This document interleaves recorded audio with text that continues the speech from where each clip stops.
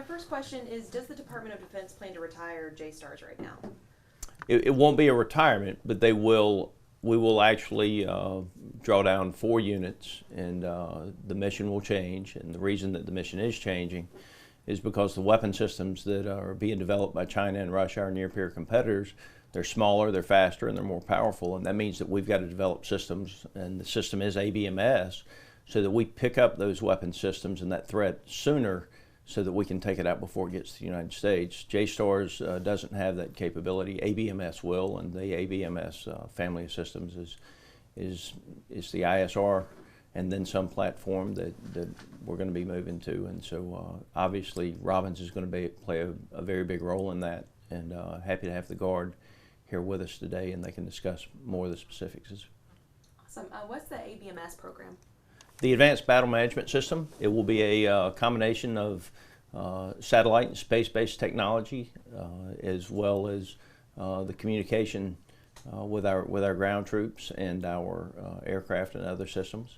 And so, Advanced Battle Management System is a system of systems where we're going to take the data that comes from the surveillance from space, data that comes from planes that are flying, and we use artificial intelligence to make sure that our troops on the ground have the information they need to carry out the mission. And what does this mean for jobs in Warner Robins? It's great for Warner Robins, and I want to right now give a little credit to some people, Congressman Bishop, David Perdue, Johnny Isaacson. We've all worked very closely together on this over the last several years, and now obviously our 2 new U.S. Senators, Senator Warnock and Ossoff, we'll be working together with them to make sure that we finish out this mission. But there are a lot of people that deserve a lot of credit. Tom Cardin with the Guard's been there with us, and going back to Joe Girard, and before General Cardin took over. So a lot of people have played a big role in this, and the whole Robins community, Team Robins, 21st Century Partnership, Chrissy Minor, a lot of people have put a lot of work into this over the last several years to get us to this point, and we're in a good spot for Robins Air Force Base and the workforce there.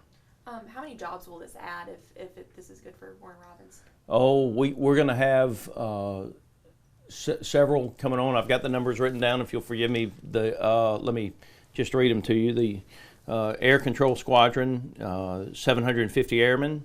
The Common Mission Control Center, 550.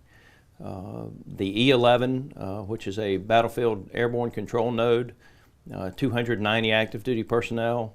And then a Spectrum Warfare Group is around 300 active duty airmen. And so those numbers will ebb and flow a little bit as we push forward with it, but we feel very good about the mission sets that are coming to Robins Air Force Base, and our ability to handle the missions.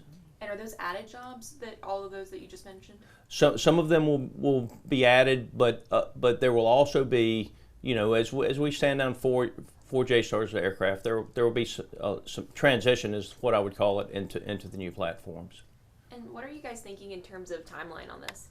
I think it's going to happen sooner rather than later. The President's budget is being released, and they intend to draw down 4 aircraft, so I think we're going to be moving faster than we had originally anticipated with regard to the new mission sets coming in.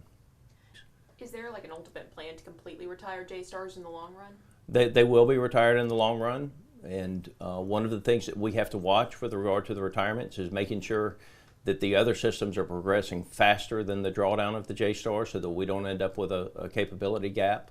And certainly the JSTARS have served us well. I want to give a tremendous amount of credit to the men and women that have operated the JSTARS systems. They've been in combat continuously for well over 2 decades, and done a tremendous job for our men that are on the ground, men and women on the ground.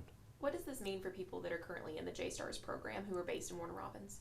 It means that they're going to have an opportunity to stay at Robins Air Force Base and continue to work on some of the most technologically advanced and sophisticated systems in the world. And I know Space Force also has been talking about like deployments of the GMTI satellites, and that in a way competes with JSTARS. Did that make any impact in the decision on this? Sure, absolutely, and that space-based GMTI is where the system is moving to, and so as that technology has progressed, I mean that will take the place of the JSTARS. And how does the GMTI compare to JSTARS? Well, JSTARS is obviously an aircraft, and so it's got a tremendous amount of range because of the quality of the radar on it.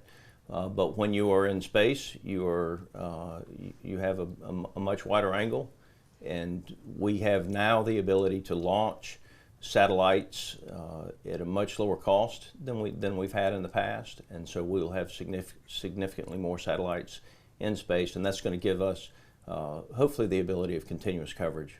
And how does GMTI compare to the ABMS system that you mentioned earlier? So the ground moving target indicator that is currently on the JSTARS aircraft, I mean, ABMS will become the ground moving target indicator.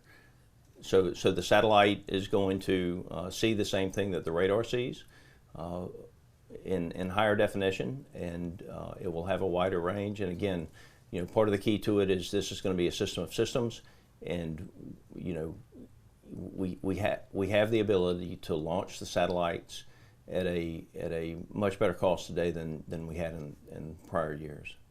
And I know the Air Force has previously said they're changing the maintenance plans for the E-8C battle management plane, and they're looking for a new contractor to handle repairs rather than doing in-house. Did that impact the decision at all as well? No, I don't think that impacted this decision. This decision is based on the fact that we're having to defend from, again, different weapon systems than we've had to defend from in the past. And so there have been issues with the contracting on the depot maintenance, which had been done at Lake Charles. Some of that was brought to Robins Air Force Base, and then I think the decision has now been made to move some of it back to Lake Charles.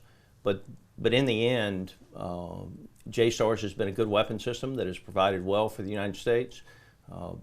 But if we're going to defend against the weapons of tomorrow, then we've got to have the systems of tomorrow. Is there anything else coming to Robins Air Force Base?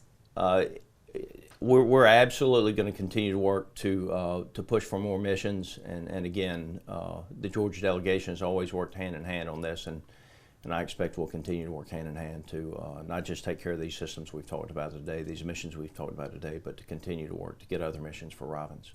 I know the Department of Defense has also used the language like legacy capabilities that they're trying to retire from. Could you talk a little bit more about how JSTAR connects to that? Sure. I mean, JSTARS is obviously a legacy system, and so one of the challenges in the times we're in with regard to the budget is, you know, what is the balance between maintaining legacy systems and the development of the new systems? And so we are putting a priority on developing the new systems, and I think we've actually found good balance with that.